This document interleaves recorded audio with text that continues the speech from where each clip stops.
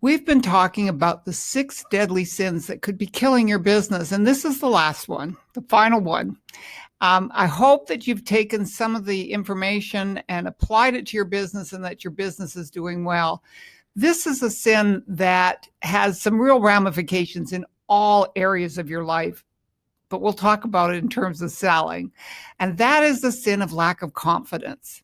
Now, it could be lack of confidence in your product or service. It could be lack of confidence in your company or the way they market, or it could be lack of confidence in yourself. And quite frankly, it's the latter that's the most important.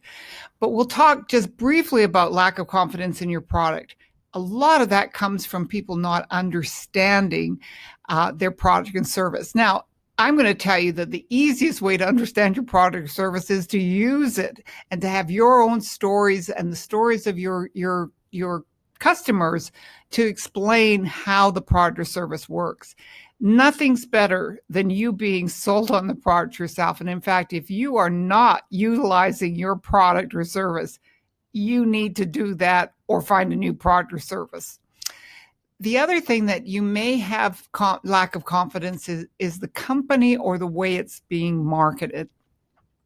And I'm not going to talk so much about the company, although go to the people that brought you to that company, that hired you or recruited you, and talk to them about the history of the company, really learn who the people are behind the company.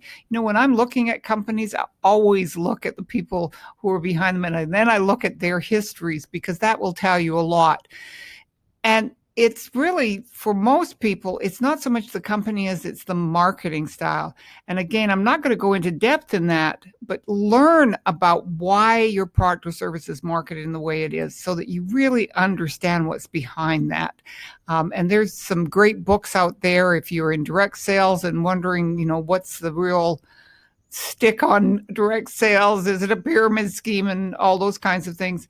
I really encourage you to read, and I've got some books myself on my website that could really help educate you about direct selling. But the third one is the most important, and we don't have a whole lot of time, but I'm going to tell you we're going to deal with this in another segment coming up soon, and that's lack of confidence in yourself. Now, I want you to think about some situation in your life where you really do have confidence. Got it? You make the best pie, or you are a killer on the golf course, or whatever, something that you do that you really understand and can do in your sleep, and you're great at it. That's something you probably have a lot of confidence in. So think about it. That confidence comes from knowledge. The knowledge that you have comes from experience. And experience comes from getting out there and doing it. So that may seem very simplistic to you, but in fact, it's true that if you get out and do the thing that you most fear, and in this case, we're talking about selling, if you do the thing that you most fear, you'll get the experience. With that experience, you'll get the knowledge. And with the knowledge, you will be confident.